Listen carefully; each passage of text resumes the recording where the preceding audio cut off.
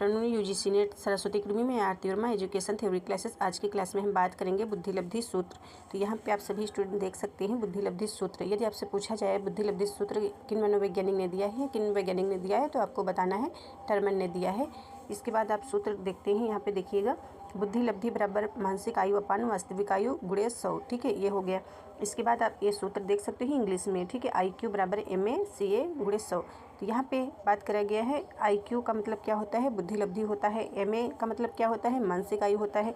CA का मतलब क्या होता है, वास्तविक आयु होता है। ठीक है, तो यहाँ पे और डिटेल में आप समझ सकते हैं, इंग्लिश भी लिखी हुई आप देख लीजिएगा। आई मतलब आपका इंटेलिजेंट हो गया। ठीक है, क्यू का मतलब हो गया क्वेंटेंट यानी लब्धि हो गया। ठीक है, MA मतलब मेंटल एज हो गया। CA क्रोनोलॉजिकल एज हो गया। ठीक है, इसका मतलब होता है वास्तविक आयु। आपको याद कर लेना है वास्तविक आयु होता है। बहुत सारे स्टूडेंट को ये नहीं पता होता है CA का मतलब क्या होता है। ठीक है, यानी वास्तविक आयु होती है गुणे 100। तो ये इतना आप सभी स्टूडेंट को समझ में आ ही गया होगा। ठीक है, इसके बाद हम बात करेंगे बुद्धि लब्धि के जन्मदाता कौन है, तो विलियम ईस्टर्न हैं। ठीक है, बुद्धि लब्धि सूत्र बुद्धि मापन ये टर्मैन के अनुसार, टर्मन भी कह सकते हैं टर्मैन। ठीक है, तालिका मापन के जन्मदाता टर्मैन हो जाएंगे। यदि आपसे पूछा जाए बुद्धि लब्धि, ठीक है, बुद्धि परीक्षण, ठीक है, तो ये बिने ने दिया है। बुद्धि परीक्षण किसने दिया है, तो आपको बताना है बिने ने दिया है। ठीक है, इस प्रकार से तो इतना आपको समझ में आ ही गया होगा। इसके बाद हम और यहाँ पे एक पॉइंट्स आप नोट करिएगा। वास्तविक आयु को अन्य नाम से जानते हैं, तो वास्तविक आयु या कालानुक्रमिक आयु या तथ्य आयु या उम्र या जीवन आप कह सकते हो। तो यहाँ पे ये CA का मतलब दिया गया है वास्तविक आयु, इसका मतलब होता है कालानुक्रमिक आयु। ठीक है, यानी कि जैसे कि इसका मतलब होता है जन्म से लेकर जो आप आज तक जी रहे हैं, ठीक है, जिया है। ठीक है, तथ्य आयु हो गया, उम्र हो गया या जीवन हो गया, आपकी उम्र होती है, इसी को हम वास्तविक आयु बोलते हैं। और यहाँ से आप डिटेल में समझिएगा। यहाँ से बुद्धि लब्धि हम किसे कहेंगे ये भी आपको देखना है। बुद्धि लब्धि किसे कहेंगे, मानसिक आयु क्या होता है, वास्तविक आयु क्या होता है, तो ये आपको जानना जरूरी है। तो मानसिक आयु तथा वास्तविक आयु के बीच के अनुपात को हम बुद्धि लब्धि कहते हैं। यदि आपसे पूछा जाए कि बुद्धि लब्धि हम किसे कहते हैं, तो मानसिक आयु तथा वास्तविक आयु के बीच के अनुपात को जो है हम बुद्धि लब्धि कहते हैं। तो बुद्धि लब्धि निकालने के लिए मानसिक आयु में वास्तविक आयु को भाग देकर 100 से गुणा करते हैं। इतना आपको समझ में आ गया होगा। इसके बाद आपको देखना है मानसिक आयु क्या है, तो किसी व्यक्ति के बौद्धिक विकास स्तर जो उसकी वास्तविक आयु के मुकाबले कैसा प्रदर्शन करता है उसे दर्शाती है। यानी कि मानसिक आयु हो गई किसी व्यक्ति के बौद्धिक विकास स्तर जो उसकी वास्तविक आयु के मुकाबले कैसा प्रदर्शन करता है उसे दर्शाते हैं, जो उसकी वास्तविक आयु होती है बालक की। तो वास्तविक आयु 5 वर्ष हो गई है। ठीक है, मानसिक आयु 10 वर्ष प्रतिभाशाली बालक हो जाएगा। ठीक है, यानी कि 5 वर्ष का बालक है वो 10 वर्ष की मानसिक आयु रखता है। ठीक है, 10 वर्ष का यदि बालक है तो 5 वर्ष की मानसिक आयु रखता है। ठीक है, यानी कि पिछड़ा बालक कह सकते हो, कम जो है। अभी डिटेल में बता देंगे थोड़ा। किसी व्यक्ति का बौद्धिक विकास अपने समान आयु वर्ग की तुलना में, यानी कि किसी व्यक्ति का बौद्धिक विकास जो होता है मानसिक विकास अपने समान आयु वर्ग की तुलना में कितना हुआ है। ठीक है, कहने का मतलब ये हो जाएगा, यहाँ इस प्रकार से समझिए। आपसे पूछा जा रहा है किसी व्यक्ति का बौद्धिक विकास अपने समान आयु वर्ग की तुलना में कितना हुआ। जैसे कि आप हो गए, ठीक है, जैसे ये आप हो गए और ये आपका दोस्त हो गया और आप और एक दोस्त हो गए, आप 3 लोग हो गए। ठीक है, समान एज के हो गए, ये समझ सकते हैं आप। अब आपका जो है बौद्धिक विकास कितना हुआ है, दोस्त का कितना हुआ, अदर दोस्त का कितना हुआ है, तो ये तुलना करा जाता है कि किसका विकास कितना हुआ है, वर्ग की तुलना में कितना हुआ है विकास, बौद्धिक विकास।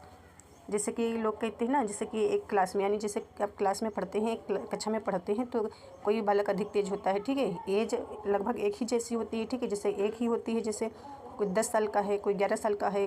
ठीक है, और या जैसे आप हो गए या दोस्त हो गया, तो सभी की एज 10 साल है, पर जो है बौद्धिक क्षमता किसी की अधिक है, किसी की कम है। ठीक है, इस प्रकार से आप समझ सकते हो। इस मापन की विधि को मानसिक आयु कहते हैं। अपने आयु वर्ग के अन्य व्यक्तियों की तुलना में कितना बौद्धिक विकास हुआ है, तो इस प्रकार से आप समझ सकते हो। जैसे कि आप और आपके दोस्त हो गए और आपके दोस्त का मानसिक विकास अधिक हुआ है, आपका नहीं हुआ है, इस प्रकार से आप समझ सकते हो। वास्तविक आयु कालानुक्रम आयु क्या होता है, तो ये आप देख सकते हो यहाँ पे रियल एज। वास्तविक आयु से तात्पर्य है कि व्यक्ति कितने वर्ष का हो गया है। वास्तविक आयु अर्थात उसकी जन्म से अब तक की वास्तविक आयु कितनी है, यानी कि जन्म से अब तक की उसकी जो है वर्तमान आयु कितनी है, प्रेजेंट टाइम तक। ठीक है, तो इसमें देख सकते हो डेट ऑफ बर्थ आप कह सकते हो। वास्तविक आयु डेट ऑफ बर्थ होती है। ठीक है, इस प्रकार से समझ सकते हो। किसी बालक या व्यक्ति के जन्म से लेकर वर्तमान समय तक के वर्षों की संख्या को दर्शाता है। ठीक है, जितना आपने जीवन जिया है आज तक वो आपका दर्शाता है, इस प्रकार से कह सकते हो। इसके बाद यहाँ पे आपको देखना है, टर्मन ने सर्वप्रथम बुद्धि लब्धांक ज्ञात करने की विधि बताई। इनके अनुसार आप देख सकते हैं। यानी उदाहरण के तौर पे आपको देखना है, यदि किसी बालक की मानसिक आयु 12 वर्ष है, यानी कोई बालक है उसकी मानसिक आयु 12 वर्ष है और वास्तविक आयु 10 वर्ष है, तो उसका बुद्धि लब्धि की गणना कीजिए। तो उसकी बुद्धि लब्धि की गणना कीजिए। तो आप मान लीजिए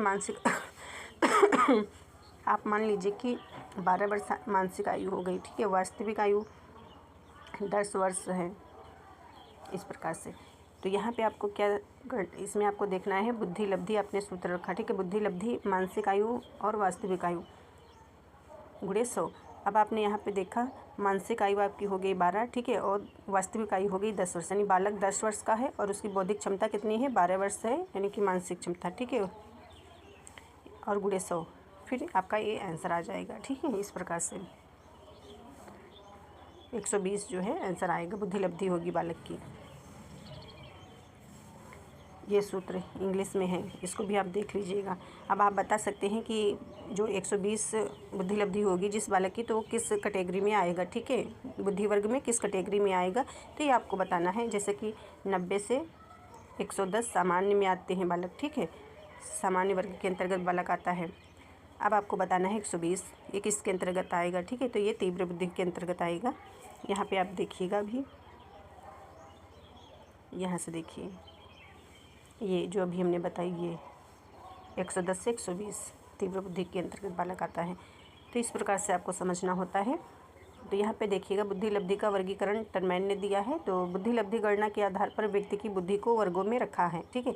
तो टर्मन ने जो है बुद्धि लब्धि की गणना करी है और व्यक्ति की बुद्धि को वर्गों में रखा है। इस प्रकार से आप देखिएगा, बुद्धि लब्धि हो गया और बुद्धि वर्ग हो गया। यहाँ पे आपको ये समझना है कि प्रतिभाशाली बालक आपसे पूछा जाए किस कैटेगरी में आएंगे बुद्धि लब्धि के, तो आपको बताना है 140 से 200 के अंतर्गत आएंगे। या आपसे पूछा जाए 140 से 200 तक के जो है बुद्धि लब्धि है, तो किस वर्ग में बालक आएगा, ठीक है, बुद्धि के किस वर्ग में आएगा बालक, तो आपको बताना होगा कि प्रतिभाशाली। तो आप सभी स्टूडेंट इसको पहले भी पढ़े होंगे, आप सभी स्टूडेंट को आता भी होगा, पर सीक्वेंस में आपको नहीं आता होगा, ठीक है। तो यहाँ पे आपको याद किस प्रकार से करना है वो हम बता रहे हैं। यहाँ पे आपको मेन पॉइंट आपका ये रहेगा कि आपको ये ध्यान रखना है,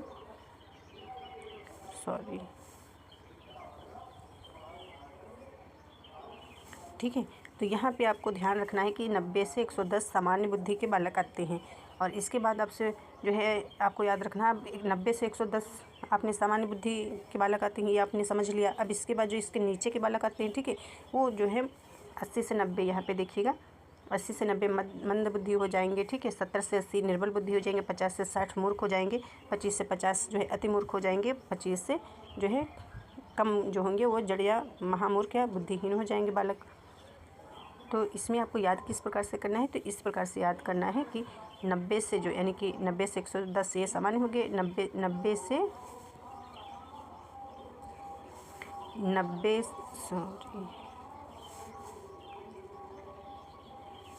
ये जो 90 लिखा हुआ है, ठीक है, 90 से 80 के बीच के बालक मंदबुद्धि कहलाएंगे। आपको याद करना है इस प्रकार से कि 90 से 80 के बीच के बालक जो है मंदबुद्धि बालक कहलाएंगे, और 80 से जो है 70 के बीच के बालक जो है निर्बल बुद्धि कहलाएंगे, 60 से 50 के बीच मूर्ख या मंदबुद्धि कहलाएंगे बालक, ठीक है। फिर इसके बाद 50 से 25 आपको याद रखना है कि जो है अतिमूर्ख और जो है 25 से कम महामूर्ख बालक कहलाएंगे। इंग्लिश भी आप याद कर लीजिएगा, इंग्लिश भी आ जाती है, पेपर में पूछी जाती है, तो कन्फ्यूजन हो जाता है बच्चों को, ठीक है। इसके बाद आपको देखना है 110 यहाँ यानी कि उच्चतर बुद्धि, ठीक है। तो जो 110 से आपको याद रखना है 110 से 120 जो होगा तो उत्कर्ष बुद्धि या तीव्र बुद्धि के बालक आएंगे। फिर 120 से 140 याद कर लेना है प्रखर बुद्धि। फिर 140 से 200 के बीच प्रतिभाशाली बुद्धि। इस प्रकार से आपको याद कर लेना है। आप सभी स्टूडेंट को समझ में आ गया होगा। सबसे पहले आपको ये सामान्य बुद्धि के बालक को रट लेना है, याद कर लेना है। फिर इसके बाद यदि ये आपको टफ लग रहा है, कठिन लग रहा है, तो आप सबसे पहले 3 याद कर लेना है। सामान्य बुद्धि के बाद के जो बालक आते हैं, ठीक है, तो ये आपके याद करना है, आपको अपने दिमाग में बिठा लेना है, ठीक है। बाकी कुछ आपको नहीं करना है कि कौन से बालक किस कैटेगरी में आएंगे, ठीक है, बुद्धि के किस कैटेगरी में आते हैं और क्या बुद्धि लब्धि होगी, इतना याद करना है। और थैंक यू।